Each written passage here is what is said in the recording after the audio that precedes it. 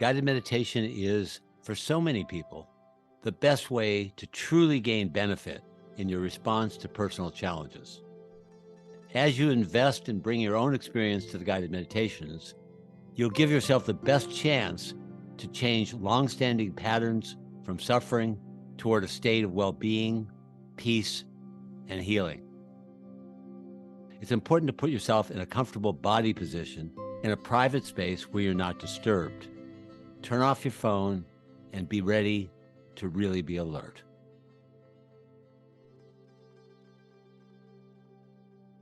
So let yourself start off by just noticing, what state are you in right now? Are you relaxed? Are you tense? Are you irritable? Are you peaceful? Just see if you can sensitize yourself to ask, how's my heart doing? And whatever you see, ask the question with gentleness and let your inner eyes that are looking at your emotional state be as kind and gentle as possible.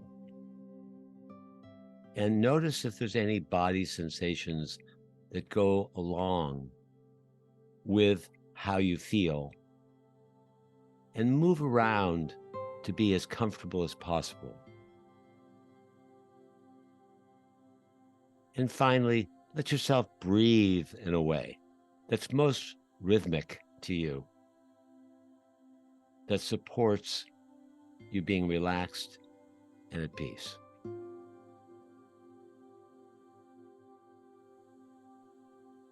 And then ask, what is my most difficult emotion? And be as clear as possible.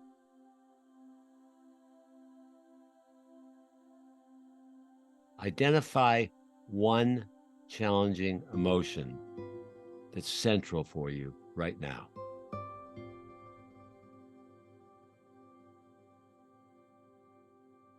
And recognize that by paying attention to what's challenging, you're fostering healing, not the challenge. This is not a masochistic exercise. This is a way of finding the deepest healing using the clues that your own emotional body gives you, because it shows you what isn't being satisfied, so you have a chance to care for yourself in that area. So we're focusing on asking questions that will be strictly for guidance and direction. And that's not just any kind of questions. We're talking about questions from your heart that are aimed at looking for benefit and healing. This questioning is another part of your heart. It's a capacity that your heart and brain being united has. And we're not talking about the kind of questions that are veiled judgments like, what's wrong with you? Why are you doing that again?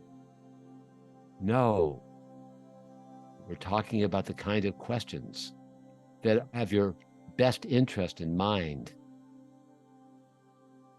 But just imagine, as you're staying aware of your challenging feeling, that you have another side of you that questions you in the most supportive way possible.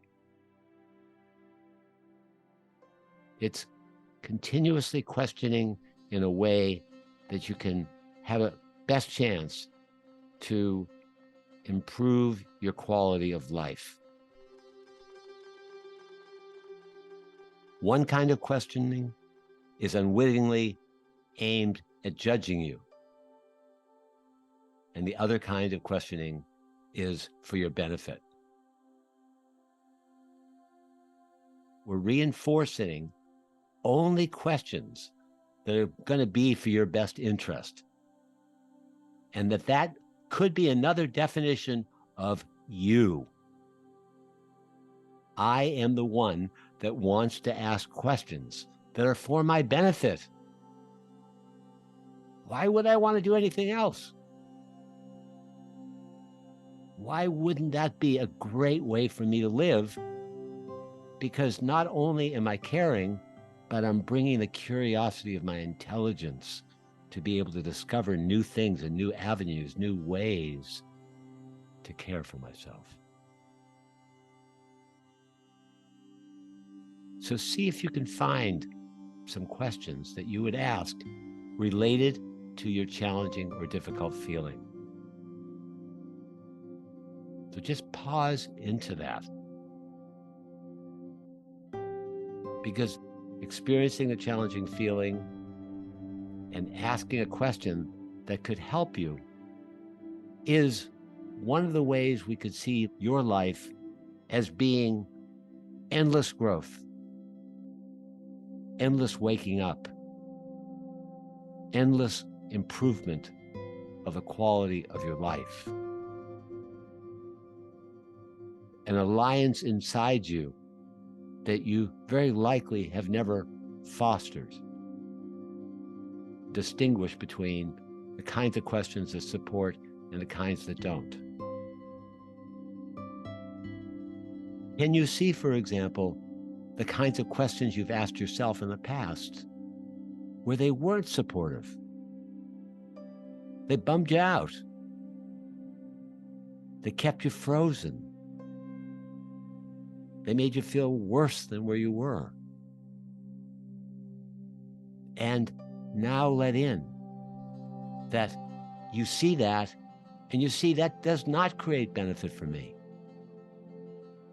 And I want to, for the rest of my life, make this pivot toward questions that are going to serve my well-being and the well-being of those that are dear to me.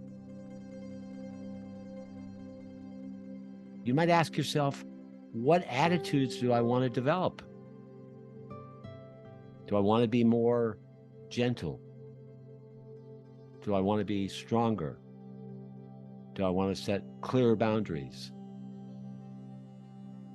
Do I want to be more self-compassionate? Just asking those questions, if you really do it from your heart, is soothing. Just ask yourself right now, how much are you able to feel a little bit encouraged, a little bit soothed, a little bit more optimistic that you have this capacity and you could use it? Can you see that this is actually an evolutionary step in your psychological or spiritual, your humane development? That these are questions that are going to deepen your self-compassion, which will automatically deepen your capacity to share compassion with others. So let yourself give whatever kind of encouraging reminder that you can to remember. And I'll say it again, to remember at these times of significant difficulty, you get to ask questions. It's not that you should ask questions like it's a slap on the hand. It's an arising straight from your heart where you get to care for yourself by asking these questions, and that will open your heart and open your intelligence and open your curiosity. So see if you can appreciate your own best efforts, highlighting best efforts, not being perfect, but that I want to expand my capacity to ask questions are going to give me a better chance of being my best self. And I want to summon up the honesty and the awareness, the humility, the courage, and the resiliency to be able to ask these kinds of questions. You might say something like, I appreciate that I'm opening my heart, doing everything that I can see to do with these questions. These questions are my friend. In fact, they emulate the very best qualities of a best friend. What more could be assisting you in your life to find peace, to find purpose, to find meaning and self-compassion?